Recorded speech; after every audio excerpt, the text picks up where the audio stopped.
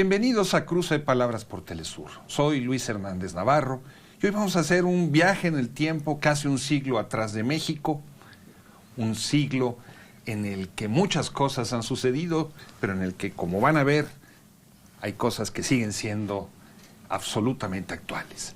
Está con nosotros en el estudio el doctor en Historia, Sebastián Rivera Mir. Él es chileno, da clases en México, en el Instituto Mexiquense, en la Universidad Mexiquense, y es autor de un libro condenado a ser un libro clásico, Militantes Latinoamericanos de Izquierda en México, 1920-1934. Sebastián, muchas gracias por estar con nosotros. Muchas gracias por invitarme a conversar contigo. Sebastián, hagamos ese viaje en el tiempo. Estamos en 1920, acaba de terminar la Revolución Mexicana en su fase armada, están en el proceso de institucionalización y comienzan a pasar por aquí no solamente estadounidenses, los famosos slackers, ¿no?, perezosos que venían huyendo de la guerra en Europa, de izquierda, sino también una gran cantidad de militantes de la izquierda latinoamericana. ¿Quiénes son? ¿Por qué vienen?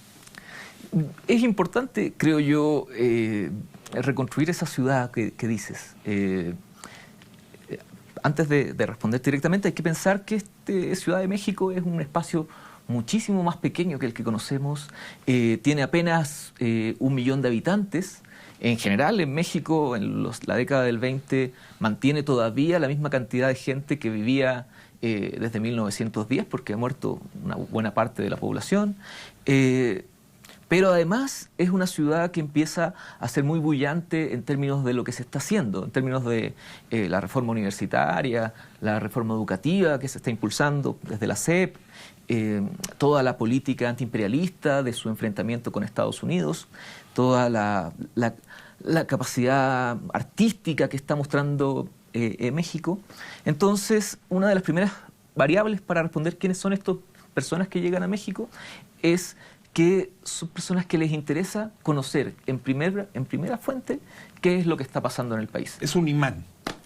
Es un faro, como se dice en el momento, un faro revolucionario. Y faro porque es una luz que de alguna manera nos advierte de algunas cosas, pero no logramos reconocer muy bien qué hay a su alrededor. Entonces esa inquietud de estos sujetos los atrae a venir a conocer qué está pasando en terreno, sin tener, como un buen faro, sin tener mucha claridad respecto a qué es exactamente eso que se llama la Revolución Mexicana. Y esos que vienen huyendo de dictaduras, vienen como aventureros a participar en este proceso de transformación social. Ahí hay de todo, digamos. Hay de dulce de chile y de manteca, una buena parte de exiliados de sus países, de una importante cantidad de los países de la región, de los regímenes, están siendo dictatoriales, entonces hay muchos que vienen y llegan a México buscando refugio. Pero no son todos esos, esos no son todo el grupo. También hay aventureros, la historia de algunos que vienen combatiendo en el Imperio Otomano, después del Imperio Otomano pasan a combatir en la Primera Guerra Mundial, pasan por China y llegan a México.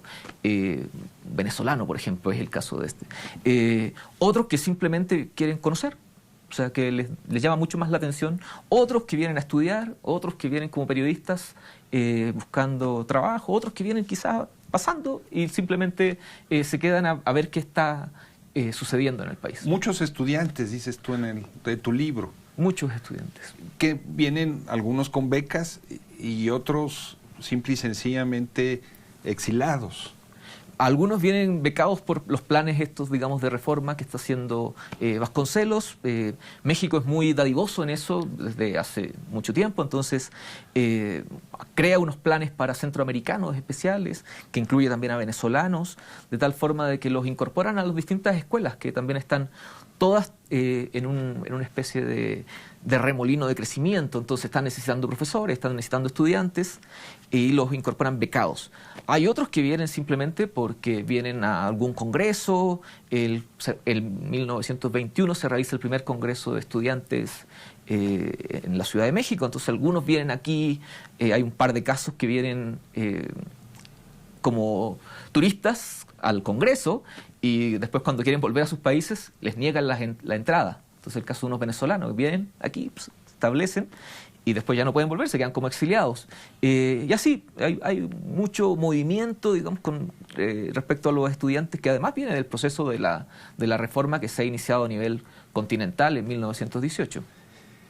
Tú haces referencia a la reforma. Estamos hablando de que se siente el eco de la reforma universitaria de Córdoba, Argentina. En toda América Latina, no solo México. Se siente muchísimo. Es un referente que de alguna manera es un sustrato de discusión, un sustrato político, práctico, que involucra a los estudiantes en la política. Hasta ese periodo no teníamos realmente una relación muy estrecha entre lo que era la política y lo que eran los estudiantes.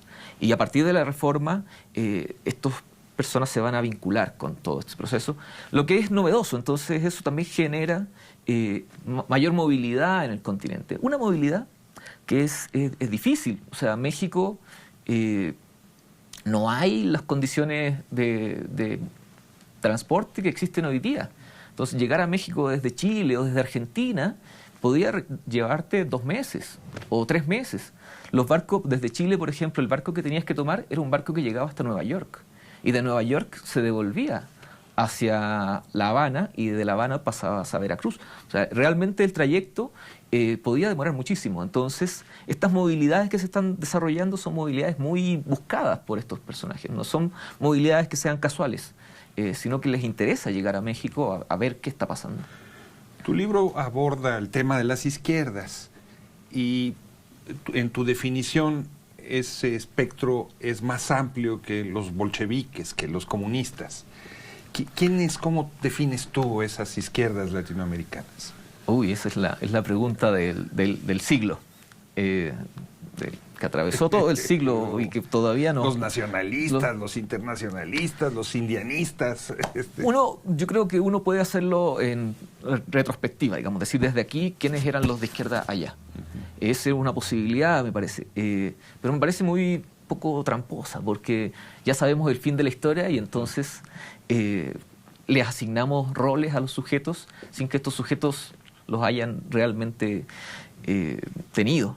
Entonces, mi definición de izquierda más bien parte de los mismos sujetos, al contrario, parte de ellos. Ellos buscaban ser de izquierda, buscaban definirse como parte de una izquierda latinoamericana. Entonces, yo creo que el movimiento que hago es simplemente dejarlos hablar, decirles, bueno, si ustedes consideran de izquierda, yo también no tengo por qué decirles que no, a priori, digamos. Entonces, asumo que la izquierda es la definición que estos sujetos están dando en ese momento particular de la historia. Esto significa varias cosas, digamos, asumir, por ejemplo, como varios parámetros, y uno de ellos es el antiimperialismo. Si algo define ser de izquierda en ese momento es ser antiimperialista. Otro de los elementos que también podemos considerar tiene que ver con las reformas sociales, la inclusión de las grandes mayorías en las decisiones. También eso es una de las definiciones que están buscando estos sujetos como parte de ser de izquierda. Y, por supuesto, una relación compleja con lo que es el nacionalismo. Yo creo que no se entiende la izquierda latinoamericana sin una tensión muy fuerte entre lo internacional, el internacionalismo que está pregonándose desde los procesos globales, y el nacionalismo que está desplegándose desde cada una de las localidades, sea cual sea el país que analicemos. En tu libro estos personajes de los que cuentas trozos de su vida en México, trozos de su vida en sus países de origen, siempre tienen una sombra. La policía, los espías, que los están investigando, siguiendo, documentando sus pasos, tanto las de sus países de origen como la mexicana, como la de Estados Unidos. Entonces es como la historia tras las sombras, que también te detienes tú a contarla. Sí, claro, son perseguidos permanentemente, también se autopersiguen mucho. Ahora que se están abriendo... O sea, hay paranoia en ellos. Claro, hay mucho deber persecución, donde muchas veces No está tan claro. No está tan claro, exacto. Para ser importantes, pues, porque se pierde la perspectiva desde el exilio. ¿Tú por qué dirías que es ese fenómeno? Hay una mezcla de megalomanía, digamos, de cada uno. Mientras más espías tenga yo detrás, parezco más importante. Trato de hacer las cosas de tal manera de que con más sigilo, porque eso atrae también a otros militantes. Entonces hay varios elementos. También hay una movilización muy fuerte de los espías de distinta índole. Por ejemplo, incluso las empresas petroleras que están distribuidas en América Latina y que empiezan a tener cada vez más importancia, les interesa saber qué están haciendo los exiliados o los estudiantes que están relacionados con el petróleo.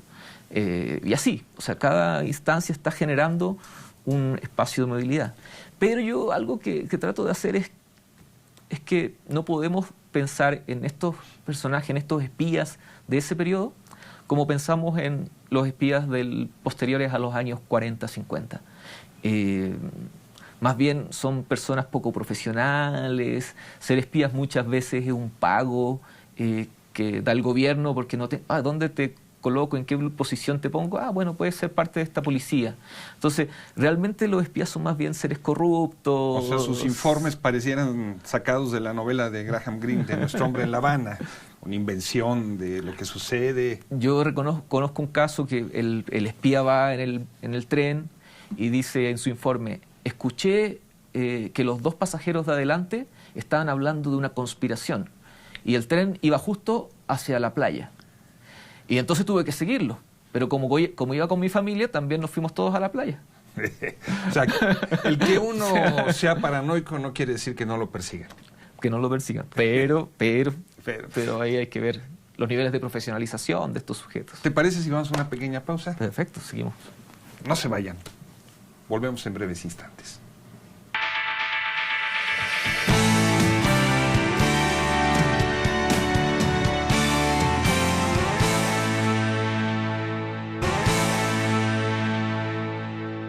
Estamos ya de vuelta en este cruce de palabras, conversando con el historiador Sebastián Rivera sobre las izquierdas latinoamericanas en México durante los años de 1920, 1934, años convulsos en todo el continente americano. Sebastián, tú hablas también en tu libro de los libros y de la prensa y de las dificultades de comunicación de la palabra escrita. Es importante porque ya nos acostumbramos al WhatsApp y a las redes sociales y en aquella época era otra cosa. Una de las cosas que señalas es, por ejemplo, esta visión de Mella de el periódico como un organizador colectivo y no solo como un difusor. ¿Cómo es ese mundo de la prensa y de los libros en aquella época? Es un mundo, el tema de la información es un mundo en sí. Una carta, por ejemplo, una carta que iba a Argentina, podía demorar de aquí de México un mes en llegar a Argentina. Entonces, si yo quería discutir algo con alguien en Argentina, le escribía hoy preguntándole algo y me respondía al segundo mes, 2 meses después, me llegaba recién. Entonces, hoy día que estamos acostumbrados a estos tiempos veloces, como tú dices, ese tipo de comunicación era muy, muy diferente. Recién en la década del 30 el avión va a agilizar un poco el movimiento. Entonces, la información, las comunicaciones, todo eso era manejado de una forma central. Era quizás la actividad más importante que hacían estos sujetos durante el día, digamos. O sea, si se dedicaban, si uno pudiera fragmentar su día, el 80% de sus actividades diarias eran precisamente comunicar, informar, escribir cartas, escribir artículos, publicar artículos, hacer trabajo de prensa. Muchos de estos personajes que están en el libro son tipógrafos, o son lilotipistas, o son correctores de estilo, o son periodistas. Están muy relacionados con lo que significa la palabra impresa y la palabra escrita también. Una palabra impresa cuyo eco, por ejemplo, nos llega en el pensamiento de Mariátegui, ¿no? Tú tratas ahí de cómo se recibe la obra de Mariátegui dentro de México. Y no solo en los círculos exilados. Yo creo que sí, que Mariátegui y ingenieros y algunos otros sujetos son actores dentro del escenario de la izquierda, independiente de que no estén físicamente en el país. Se está discutiendo con ellos, se está tratando de vincular sus proyectos a lo que están planteando sobre Perú, pero en este caso hacerlo en México. Hay una relación muy estrecha con estos personajes. Amauta, por ejemplo, se vende en todas, no en todas, pero en muchas esquinas donde se vende la prensa de izquierda, uno puede comprar también Amauta, o las otras publicaciones, los 7 ensayos, o muchos de los elementos que están haciendo en Perú, Mariátegui, pueden llegar rápido dentro del periodo, digamos, 2-3 meses, a los lectores mexicanos. Y ellos, a su vez, se los van prestando, entonces hay ahí como una especie de comunidad lectora, comunidad editorial muy, muy fuerte en relación con eso. Tratas también de hacer una especie de balance de qué quedó dentro de la política mexicana de la presencia de esos exilados. Esa es la parte más complicada, digamos, porque finalmente para muchos de estos sujetos México ocupa una parte importante, pero no es todo su viaje. Por ejemplo, Luis Víctor Cruz, un exiliado chileno, está en Perú, está en Ecuador, está en Guatemala, está en Nicaragua, también está en México. Entonces cuesta evaluar cuál es más o menos el peso que tuvo el exilio o su llegada a México en estos mismos sujetos. Y por otro lado, también cuesta evaluar cuál es el peso que tuvo este grupo en la política mexicana. Pero uno de los elementos que yo creo que debiéramos mirar con mayor atención es que estos grupos de los años 20 de alguna manera preparan a las autoridades, les establecen lógicas y dinámicas para cuando en la década del 30 vaya a llegar el grupo más importante de emigrados que ha llegado a México, que es este grupo de españoles. Entonces, de alguna manera van aprendiendo las autoridades cómo tratar, cómo construir un sistema que les permita dialogar, pero a la vez no utilizar en un sentido perverso, sino que aprovechar para bien la presencia de estos militantes. Porque son militantes, estamos hablando de una capa también muy formada, por ejemplo.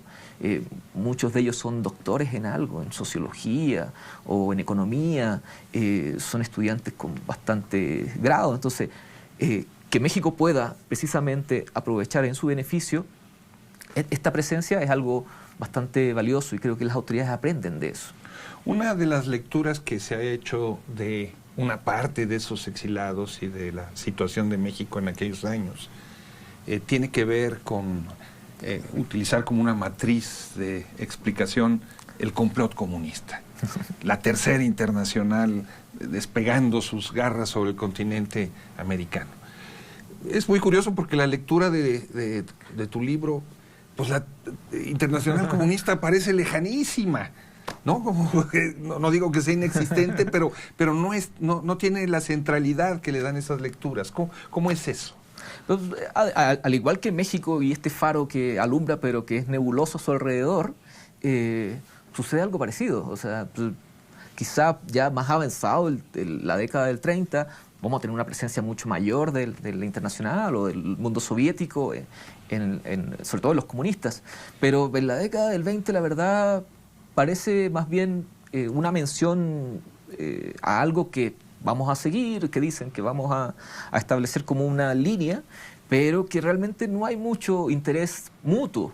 La internacional hasta el año 27, que se da lo que ellos se denominan el descubrimiento de América, no va a tener mucho interés en lo que está pasando en el continente, precisamente porque lo ve como un espacio de patio trasero de Estados Unidos en el cual su intervención va a ser muy complicada. Entonces, realmente la internacional y la relación de los comunistas con la internacional es bastante más tenue, creo yo, de lo que se ha tratado de construir. Y uno lo puede ver eso, por ejemplo, en las publicaciones que se están leyendo. Claro, se lee Lenin, se lee Trotsky, pero la verdad, las publicaciones que llegan, importantes, no van a ser muy relevantes hasta la década del 30. ¿Y dirías que en esos años el debate sobre la situación mexicana pasa también con una lectura en clave latinoamericana? ¿O es más lejano, digamos? Ahí habría que matizar. Yo creo que sí hay una lectura latinoamericana de algunos actores. No de todos, pero de algunos actores. México está en conflicto con Estados Unidos, entonces no queda más que mirar hacia la otra parte del continente. Y eso genera la posibilidad de que realmente Latinoamérica sea un escenario en el cual hay que reflexionar, con el cual hay que vincularse, con el cual hay que intentar generar proyectos que permitan, de alguna manera, enfrentarse y oponerse al otro. Entonces, sí hay una lectura en algunos sectores latinoamericanos. Hay otros sectores que más bien realmente no están en eso, digamos. Pero a mi juicio, la izquierda mexicana sí tiene este trasfondo latinoamericano como impronta en la década del 20. Otra de las cosas que llama la atención es que en los 20s el debate, buena parte de la izquierda mexicana, en el mundo del comunismo, etcétera, etcétera, tiene que ver con el mundo agrario, el mundo campesino, la formación de las ligas campesinas, de si se desarman o no se desarman. Sí. Pero al mismo tiempo da la impresión de que este mundo de los exilados es ajeno a ese mundo rural, salvo algunas excepciones. Es un mundo más bien urbano, más cosmopolita, etcétera, etcétera. ¿Es así? Sí, en 1929 hay una recriminación fuerte en Argentina a lo que están haciendo los exiliados en México. Hay una discusión entre los latinoamericanos y los mexicanos. Y uno de los querellas que les hacen los mexicanos a los exiliados latinoamericanos que están en México es que precisamente no se han vinculado con el mundo agrario, que es el más fuerte del propio Partido Comunista mexicano. Esa es la querella. Ahora hay matices.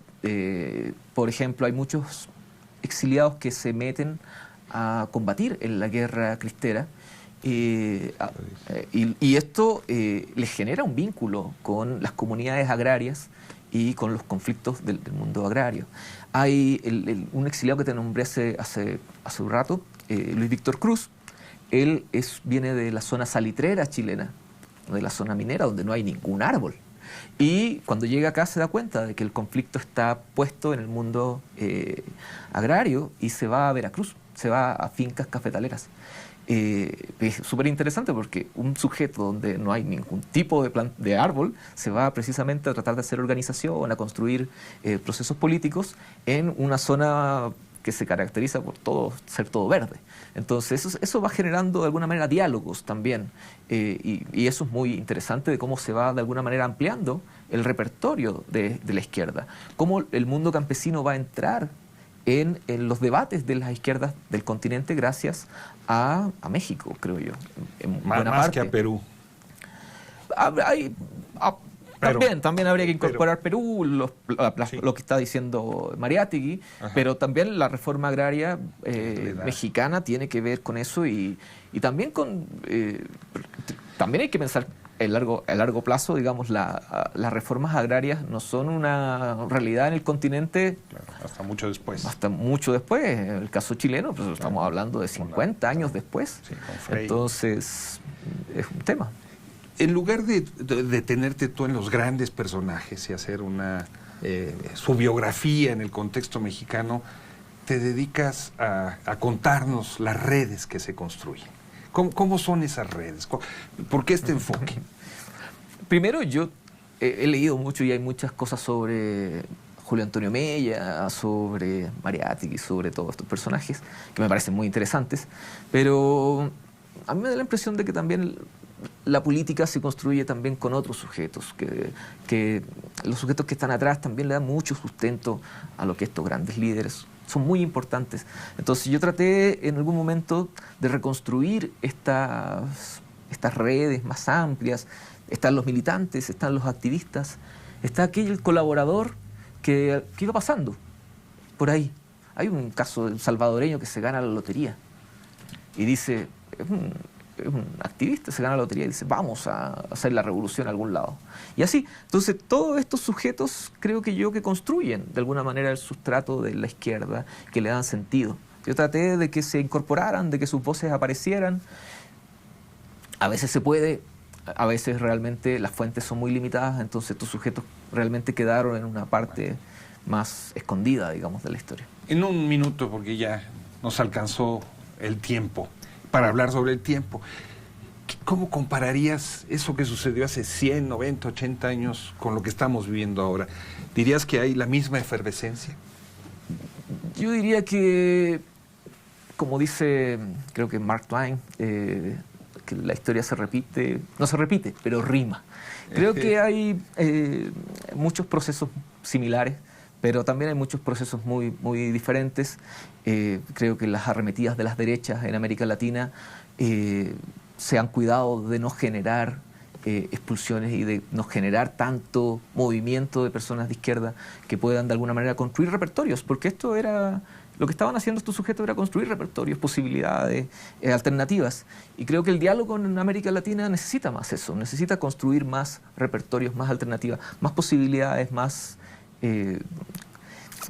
modelos que de alguna manera sean exitosos y que puedan de alguna manera replicarse en otros lados. Estos diálogos creo que hoy día son necesarios y están bastante más limitados que en los años 20. Sebastián, muchas gracias por estar con nosotros en este cruce de palabras. Muchas gracias por invitarme. Y ustedes, amigos, amigas, muchas gracias por su amable compañía el día de hoy. Ya saben, los esperamos la semana que viene aquí por Telesur.